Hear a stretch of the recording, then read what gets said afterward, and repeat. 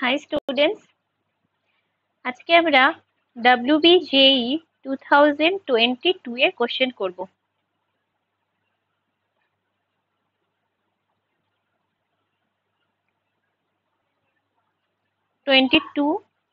ইয়ারের কোশ্চেনটা আমরা আজকে সলভ করব। আচ্ছা, এই কোশ্চেনটা দেখো দেওয়া আছে যে একটা ফাংশন f অফ x, যেখানে বলা আছে এটা একটা পলিনোমিয়াল টাইপের মতো দেখতে একটা ফাংশন। কি আছে এই ফাংশনটাতে দেওয়া? এই ফাংশনটাতে দেওয়া আছে যে fx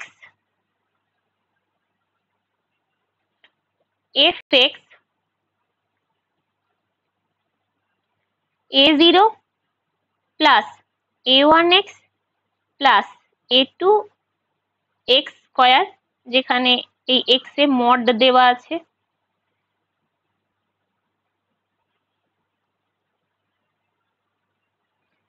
আর দেওয়া আছে যে a3 mod x কিউব।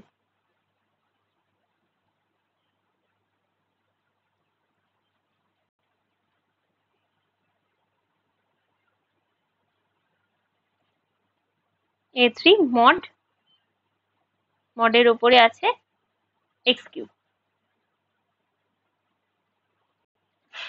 আমাদেরকে শুধুমাত্র দেখাতে হবে যে এই ফাংশনটা যদি ডিফারেন্সিয়েবল হয়, তাহলে এই a0, a1, a2, a3 এর কোন ভ্যালুর জন্য এই ফাংশনটা ডিফারেন্সিয়েবল হবে। আমাদের শুধু এইটুকুই কাজ।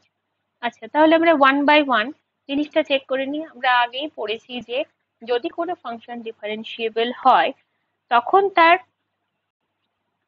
Left derivative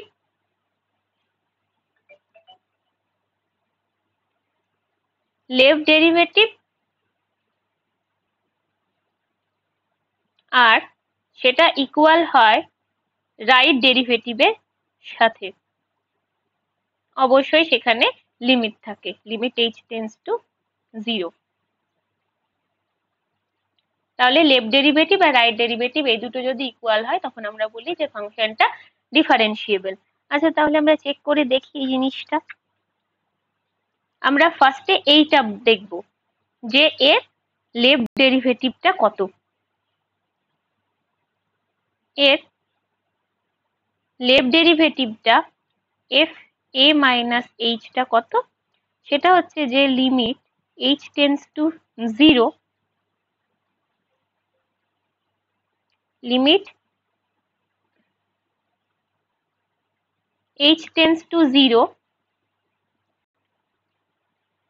f of a minus h, f of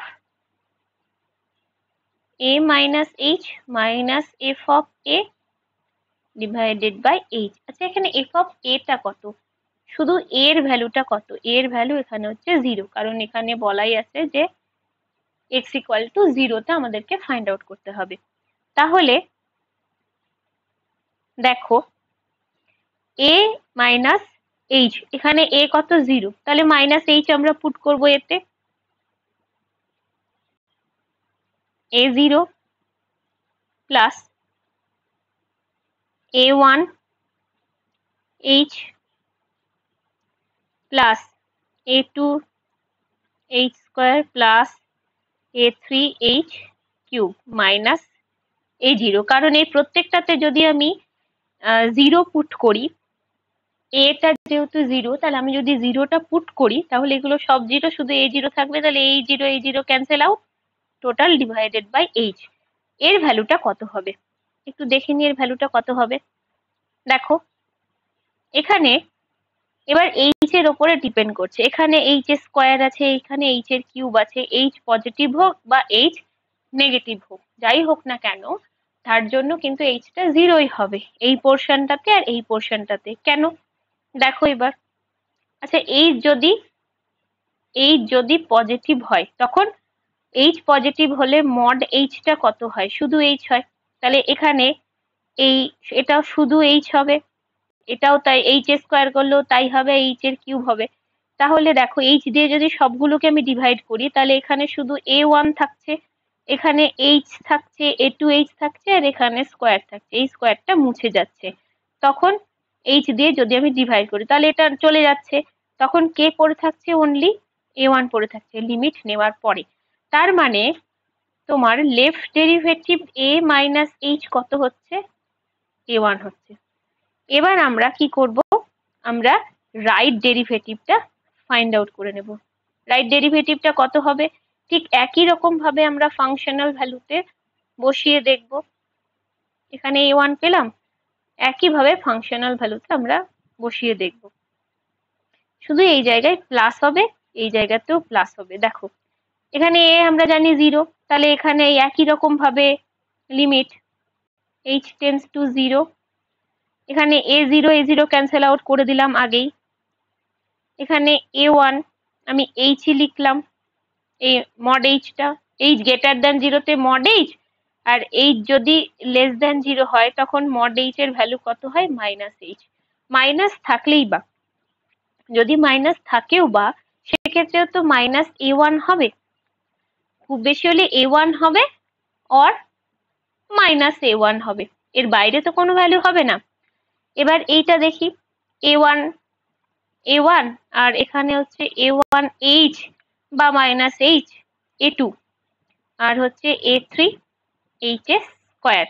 আমি এইচ দিয়ে ডিভাইড করার পর এই জিনিসটা পেলাম। এবার যদি লিমিট বসাই, দেখো এখানেও A1 হচ্ছে অর মাইনাস A1, তাহলে লেফটেও তোমার A1 বা মাইনাস A1, রাইটেও তোমার A1 বা মাইনাস A1 হচ্ছে। তাহলে এই দুটো যদি সমান হয়, এই দুটো যদি সমান হয় তবেই তো আমরা বলতে পারবো যে ফাংশনটা ডিফারেন্সিয়েবল। তাহলে ফাংশনটা ডিফারেন্সিয়েবল কততে, 0-তে, তাহলে এই দুটো সমান হতে হবে।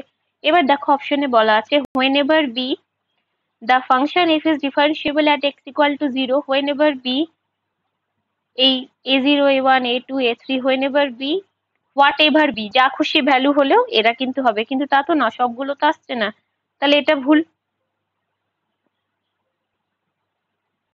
তাহলে এই যে অপশনটা, এটা ভুল। সেকেন্ডে আছে দেখো for no values of A0 A1 A2 A3, একদমই ভুল। A1 আছে, A1 আসছে এখানে, তাহলে A1 এর কোনো ভ্যালুর জন্য তো এই জিনিসটা হবে, 0 হোক যা খুশি হোক কোনো ভ্যালুর জন্য তো হবে, এবং সেটাকে সমান হতে হবে, অবশ্যই সমান হতে হবে, 0 হলে 0, অন্য কিছু হলে তাই। লাস্টে বলেছে অনলি A1 0 A3 0, A3 তো অ্যারাইজ করছেই না, only if A1 equal to 0, মানে f dash a minus h, f dash a plus h equal f dash a, তবেই তো আমরা বলবো জিনিসটা ডিফারেন্সিয়েবল। কারণ যা কিছুই ভ্যালু হোক না কেন, যা কিছুই ভ্যালু হোক সেইটার জন্য কিন্তু এইটা অলওয়েজ ইকুয়াল হয় f dash a। এই যে আমরা করি, এই যে আমরা করি f dash a, এটা মানেই তো হচ্ছে ওই limit h tends to 0 f of a plus h by a plus h minus f of a divided by h, এই জিনিসটা। তাহলে এটা f dash এর সাথে সমান। সে f dash এটাকে কত হতে হবে, আমরা যদি নর্মাল f dash a করি, নর্মাল আমরা যদি f dash এটাকে ফাইন্ড আউট করি তাহলে কত হবে, এখানে f dash a মানে 0, f dash a বলতে এটা 0, তাহলে f dash 0টা কত, f dash 0 বলতে জাস্ট ডেরিভেটিভ, A0 তো যেহেতু কনস্ট্যান্ট আর মুছে যাবে, তাহলে A1 থাকছে মড এইচ, এইচটাও চলে যাবে, প্লাস হোক বা মাইনাস হোক যে কোনো একটা, আইদার এখানে প্লাস হবে বা মাইনাস হবে, 2A2H, তারপরে হচ্ছে 3 প্লাস 3A3H হবে, পজিটিভ হোক বা নেগেটিভ হোক যা কিছু হোক, সাইনে কিছু যায় আসে না, বিষয়টা হচ্ছে A1 A2 A3 বা A0 এর ভ্যালুটা ঠিক কত হতে পারে তার উপরে জিনিসটা ডিপেন্ডেন্ট।